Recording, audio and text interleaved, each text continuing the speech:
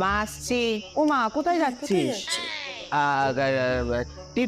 Tuition যাচ্ছি। ও মা, তো স্যার সরস্বতী পুজোর দিনও টিউশন পড়ায়?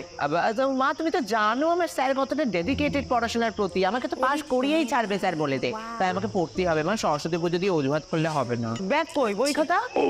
আরে এখন আর বই খাতা নিয়ে পড়তে যেতে হয় না মা, এখন সব মোবাইল ডিজিটাল হয়ে থাকলেই গেছে, হয়। এখন এই ফোনেই সব হয়ে যায়। আর তুমি অত চিন্তা করো না, তুমি আসছি। আচ্ছা শোন, আমার বান্ধবী মুনমুন, ওর বাড়ি আজ সরস্বতী পুজো হবে, আমি যাব।